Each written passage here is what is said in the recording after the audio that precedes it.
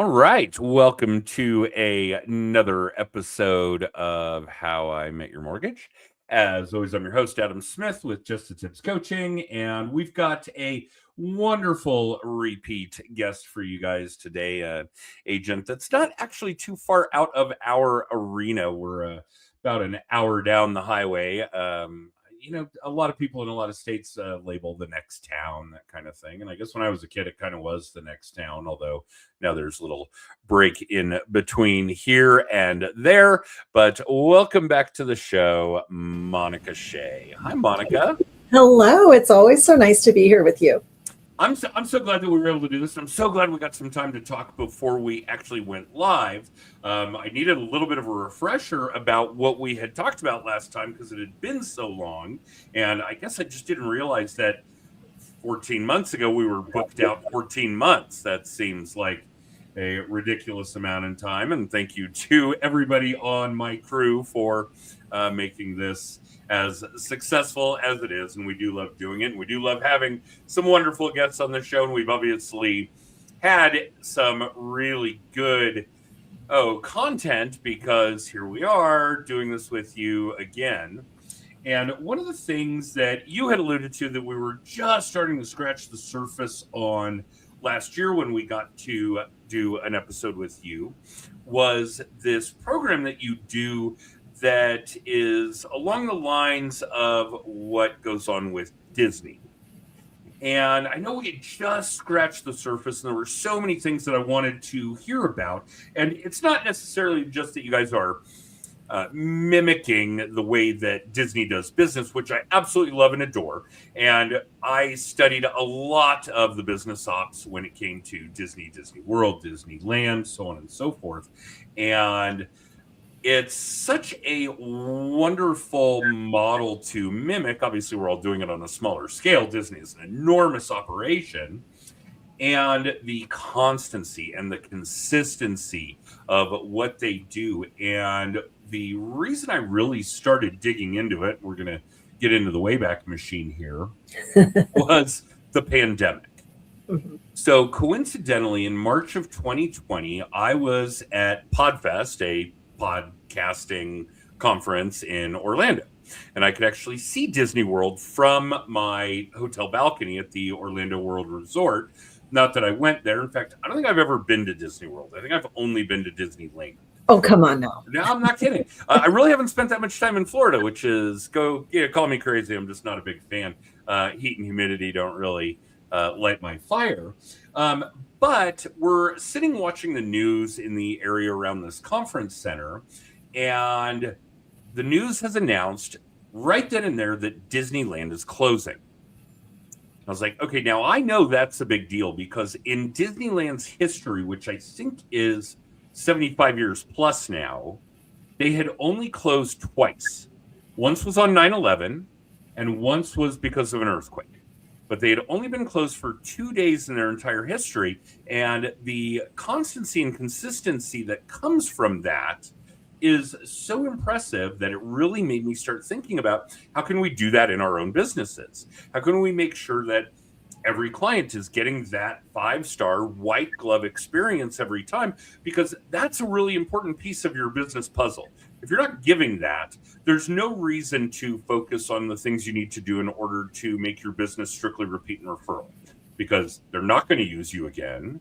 They're not going to refer more people to you. If your system, if your processes, if your transactions are a shit show, they're just not going to do that. So we've got to focus on that as well. You've got to be able to provide that kind of experience with that kind of consistency that Disney does, right, in order to focus on the things that are really important, like your lead gen and your client retention and a repeat and referral business and those kinds of things. So give us some insight, give us some background. I know there are a couple of different paths here as far as what you do in relation to Disney, but tell us what that looks like. So I founded this company called Agent of Excellence. I'm a realtor full-time, but I love real estate. I grew up in Florida. I'm with you. Heat and humidity, do not love it. I have no interest. Well, you did more than grow up there. You even went to school there, if memory serves. I am a Florida Gator. Okay. So I did. but living in Florida, working for Disney, these are not things that I would want to do. I love real estate. I love our industry, everything about it. But I also really love Disney, and I like getting to go visit, especially Disney World. And I'd gotten back from a trip in 2018, and I thought, how can I bring some of that magic into real estate? And I started looking around, and I couldn't find, certainly there were no books, no articles written, not even a blog post about incorporating Disney business principles into real estate. And I thought, gosh, I think if there's an industry that needs that level of hospitality almost, and client engagement, it would be real estate. We don't have a great reputation as an industry. And I thought, I bet we can change that little by little. And for the people who just love Disney, like, what better way to network and kind of refill your battery than having events and park meetups with other realtors where you can network and learn and get fired up at the parks. So Agent of Excellence is a training program and referral network for realtors, period. We have park meetups throughout the year. That happen to be Disney fans. So it's not, we have members who are not like the hardcore Disney fans who have never been to Disney World like you, but they admire the way Disney does business. And that's what we help our agents do. So we help raise the bar, the standard of service in our industry. And one of the things that we have learned from Disney, because we have studied what they do, our designation program, training program, is a 6-week course online taught by former Disney executives. So we do go straight to the source to get all the good stuff, all the secret sauce behind the scenes, to learn how do they do that so consistently and intentionally, like us, and successfully. I mean, they kill it, of course.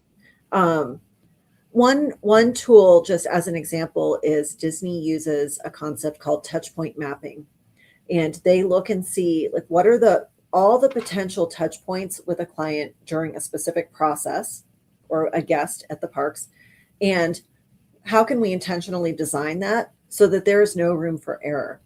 And when you think about going to, like, even Disneyland, you don't pay $200 a day or whatever a ticket costs to ride a ride. Like, it's definitely not about the rides. It's about the entire experience when you're there, some of which is the service level, the theming, the level of detail, all of those things that come together to provide that overall experience. It's the same for us. Our clients are not paying us for a transaction. They might think they are, but it's really a lot more than that. Like, what's the full experience that they're getting, whether it's communication, whether it's systems and tools, all of those things that top agents deliver, that's what we get paid for. And that's what sets successful agents apart. So it's fun to combine the two. Well, give us some examples. What kinds of things that we're seeing from Disney? And if you guys are watching or listening and you haven't been to a Disney park, then, well, that's even more pathetic than my lack of. Well, I was not a big fan for a long time. And I always believed that, okay, you got to go to Disney 3 times as a kid, with your kids, and with their kids. And that if I can get off the hook with only having to go 3 times to the most bizarre place on earth, I know that's not their slogan, then okay, so be it. But as time went on and I spent more time there with my kids and saw what it did for them, the experience they were getting, which encompasses all of these things that you're discussing, it kind of grew on me. And, I know my lay of the land when it comes to the park, and when they release new things, I kind of want to see them and those sorts of things. And frankly, I'm okay just sitting on the train and riding around the park and watching people and those kinds of things. But where do we translate that into what we're doing in our business? Where do we, in real estate, in mortgages, in insurance, financial planning, whatever it is, where all of our audience have these high ticket direct to consumer items, what kinds of things are we plucking out of what Disney does so well to to implement in our real estate business? So many things. Really, almost anything I can think about a Disney experience can be translated to real estate. Um, Even problem solving. So, if you've ever parked at the Magic Kingdom, if you've driven in to attend, to visit the parks for the day, oh man, I mean, I don't know how many cars I mean, 10,000, I don't know, thousands, I'll bet it's more, tens of thousands thousands. of tens Yeah. of thousands of cars, right? So what if you're the dad at the end of the day and you know what it's like? Your kids are hot and sweaty and tired. Your wife is done. You got the stroller, all the stuff. You've got your Mickey ears and maybe the, $25 balloon. And you're like, uh-oh, don't know where we parked. So It's Disney, happened.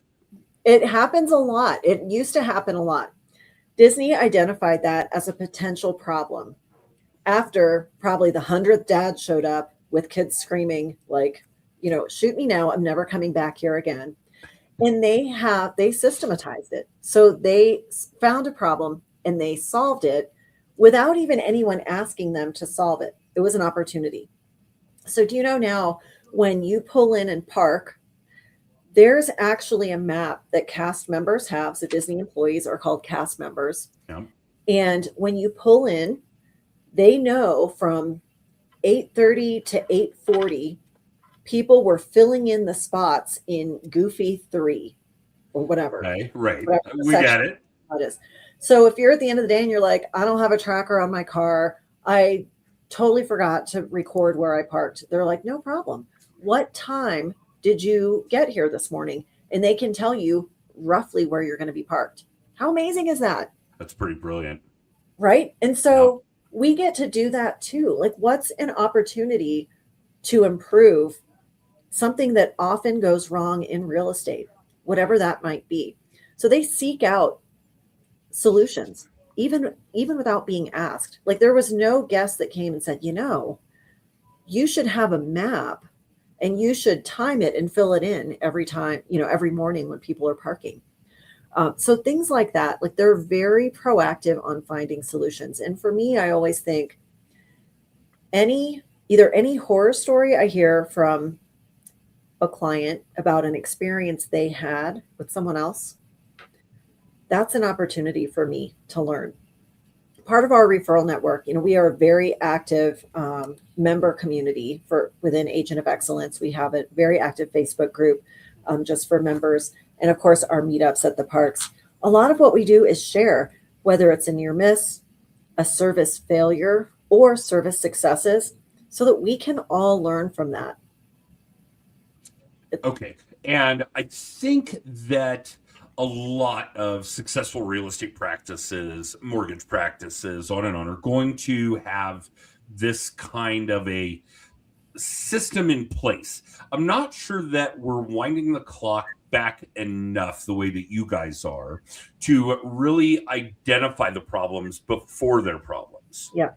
And the methodology, I guess, that we use and that we teach is kind of pressure testing your systems. Yeah. To be really frank, we call it fuck up faster.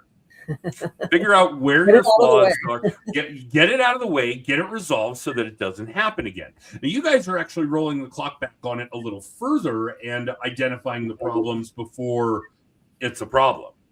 Yeah, I'll give you a very specific example. So to touch on what Disney's process is touch point mapping, they actually have a line.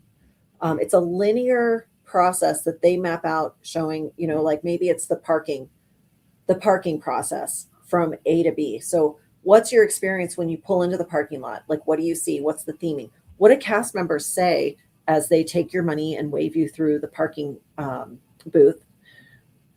That's all scripted. I mean, that's all very intentionally mapped out.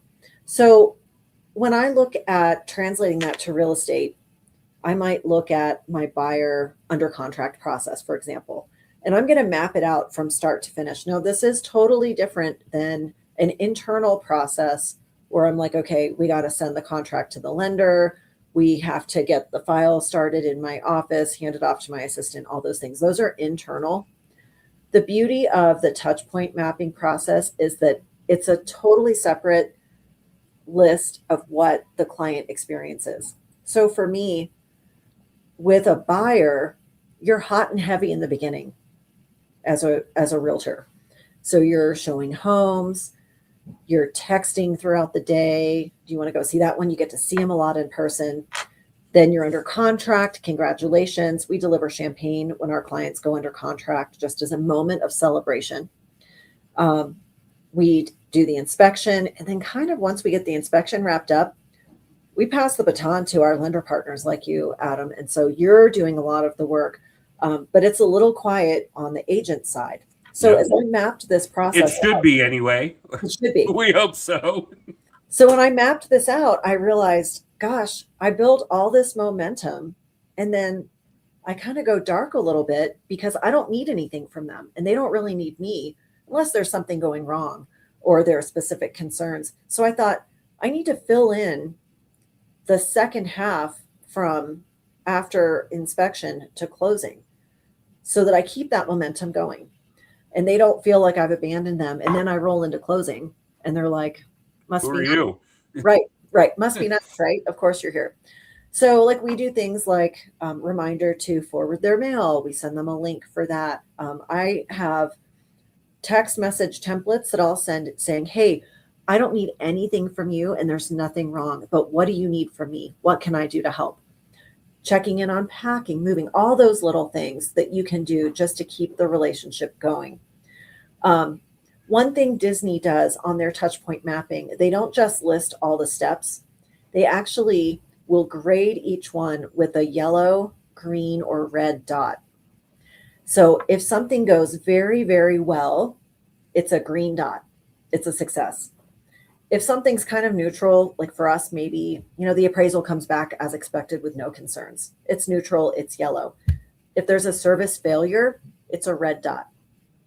And they've identified, and it makes perfect sense in any service industry like us, the more green dots that you can front load at the beginning of your journey with your client, the more likely they are to trust you and be forgiving if or when a red dot appears.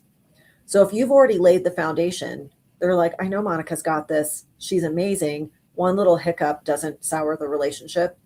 But if you get a big red dot on day 2, that's going to be a lot tougher to overcome. So they've identified all of these different metrics almost for ensuring a positive client experience.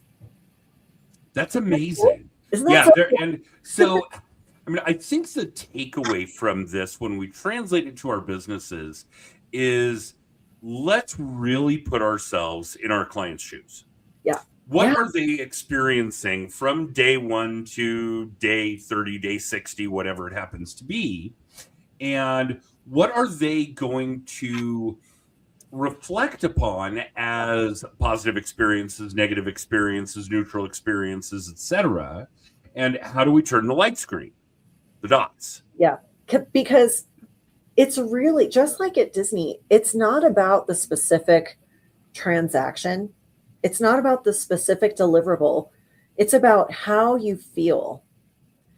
And it's the same for a real estate experience. It's how do they feel? Like, I would say probably, you could speak better to this than I could, but I would guess 50 to 70% of agents, they do the minimum. They're competent and they do a good job with the transaction, but there's no true warm and fuzzy experience. It's not a magical experience. And sometimes the sale isn't easy. It might be a divorce. It might be that they're selling because of something bad that happened. So it's not going to be warm and fuzzy, big celebration and fireworks, but it can still be a meaningful experience with an emotional connection to the client. It doesn't mean, you're taking them out to lunch every other day and you're crying on the phone with them. That's not at all what I'm talking about, but it can still be memorable, filled with little moments of magic. So like for us, we have specific touch points where we surprise and delight. One is when they go under contract, we deliver, I've got some in my office, a little wrapped mini split of Moet. The Moet makes these little mini Moets. They're the best thing you've ever seen. And it's just a little touch point. to say, congratulations. And I have a card that's printed with it. And it says, we have a long way to go. We're just getting started, but congratulations. We're under contract. I hope you take a moment to celebrate. It's a big step. Yeah, they don't expect it. And so we try to do a lot of those little things throughout just to keep the relationship connection strong. Okay, so there are a couple of really valuable pieces here for everybody watching or listening. The the ability to stay in front of people is so crucial throughout your entire career, right? Yeah. Whatever, when we talk about having more people consume more of your content, and that word content kind of just screams social media these days, I know, but that's not really what I'm referring to, because if you're sending a gift, that gift is your content. If you're at a networking event, you're talking to somebody one-on-one, whatever's coming out of your mouth is your content. Okay, so we abide by this rule of getting more people to consume more of our content, staying in front of people, top of mind, all of these things that have been historically important in any kind of a business where you are direct to consumer this way. And the ability to do that over the, let's even call it the, middle half or even the latter, 2/3 of a real estate transaction is difficult. Yeah. I mean, obviously my team is probably talking to your client every day. Nope, we still need this. Yes, we need the last page of that bank statement, even though it's blank, whatever the case may be. We are in front of them pretty much every day.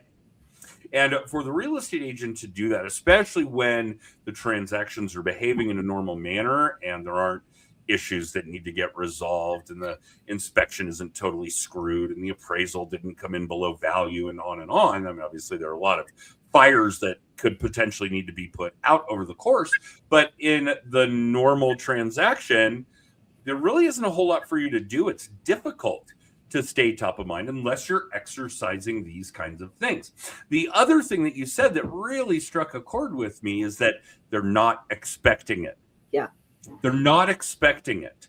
And I don't know if you read this, although I'll bet you have when we probably talked book list last time you were on the show, but it's very Purple Cow. Yes. Right? Do the things that it's on your bookshelf, mine too. Do the things that other people aren't doing or aren't willing to do or won't go the extra mile to do. Right. Be the Purple Cow. Because it's not a requirement. So, and that's for Agent of Excellence. I mean, I'm designing all these things for my real estate business anyway. But what I love is being able to share these with our members. So when we have Saturday morning, we had an early morning inspection. We have a little printable that says, it's a little cheesy, but it's on brand for me. Oh, I embrace the cheesiness. Do not fear your inspection. We're here for you. And we pick up a dozen donuts on the way to the inspection. How hard is that? But it's a system. So I'm not like, gosh, I have an early inspection. What should I do? I have them printed out in my office. Our members can download it at any time and just grab it and go. And it's done. It's part of the system. So you're prepared. Another one we do, I was going to see if I can. Okay, I've got to say that's a little beyond the cheesy point than even I was thinking cheesy point, but it's cute. Okay. But another one we do, we have an official kids listing contract. That's funny. And you know what it's like when you have littles and you're trying to sell your house and your realtor is like, you got to put all this stuff away. Like, and you got to have the lights on and you got to get the kids out the door and load up the dog. So we have a kids listing contract that says, and you can fill in their name, the kid's name, agree to help my family sell our house by making it look nice when people come to see it. I promise to put my toys and clothes away, keep my bathroom clean, make my bed, help my parents pick up. When our house closes, our real estate agent will give me a 25 gift card too. And I do Disney, but some people do Target, whatever. They sign it and I sign it and they love it. And it's just a sweet way to engage little kids. And do I do it for the kids? No, I don't care. I have 3 kids of my own. I am busy. I do it for the parents because they know that I care about the entire relationship. When you're at Disney or really anywhere, but Disney's very good at this. And as a parent, you're going through the park and, it's hot, sweaty. Kids get tired, but you power through. Disney cast members. Wait, I get hot, sweaty, and tired. Well, then for you too. All right. They get down on kid level. So they will not speak to a child from up here. They bend down and they talk eye to eye with the kids. And when you walk through the parks, for anyone listening who knows Disney, you'll notice that there is signage at kid level and parent level. So Disney's great at catering to every member of the family. And that's what this is. And on the other side, it says, like, because we know that moving is a family matter, that sort of thing. So little things like that, that you can, I mean, that's such a simple principle, service principle from Disney, involve everyone in the family. And how can we apply that to real estate? It's so much fun. It's so much more rewarding to do that as an agent and have that relationship. Well, it's part. I mean, that's obviously a part of it. There are, before we go too far down this rabbit hole, I would like to put my house on the market and leave it on the market indefinitely and make my kids sign that contract. I'll send you one. I got you. I just want the beds made. and put your dishes away. Come on. And wipe the toothpaste out of the sink. Come on. Okay. All right. Yeah, that is so classic. I do see a lot of really great agents doing things that are directed at clients' children. Yeah. Puzzle books and branded coloring books and all kinds of really cool things, and explaining the process and really roping in what goes on with the real estate transaction from the perspective of a 5-year-old, a 10-year-old, whatever the case may be. That is really, really fantastic stuff. And I just cannot fathom that. I think there's an inherent issue here, Monica. What percentage of agents just going through the motions, just doing, I think what you described as kind of the minimum, the bare minimum, is going to be where they don't even know whether or not their clients have children? Yeah, I mean, for me, I have it dialed in. I'll own that, because it is all a system for me. My clients will not, I will guarantee none of them feel like they're a number or a transaction. I mean, I do a lot of business, so they are plugged into a system. I do genuinely care, but I also have to have automations and processes set up. Otherwise, I couldn't manage the level of detail that I implement by memory. But we have an onboarding form. It's just a simple jot form that I have branded to me, free tool. And it asks them all the fun stuff. And when I send it out to them, it even says, here are some of the fun things I might forget to ask, but I really want to know. And it asks them their hometown. And I send it to each spouse. What's your hometown? Who are your favorite sports teams? What's your favorite coffee drink? Are you Disney fans? And I will say, right here in the middle of Colorado, 99% of my new folks that I interact with, and I send this form, 99% say either yes or of course we are Disney fans. So you'd be surprised, the Disney people are out there. Oh, they're out there. They're out there. I ask if they're veterans. I ask the names and ages of their kids and names and type of pets that they have. They don't have kids, but they have a dog. You better believe I'm bringing a little bag of milk bones, and I have them stacked up in my office because their dogs are their kids. Yeah. Yeah. So we refer to this in our program as the drill down list. Yeah. And it's 50 questions. And if you can answer them about your client, they're probably your client for life. And it is, ages and kids and education level, favorite foods, favorite drinks, these kinds of things.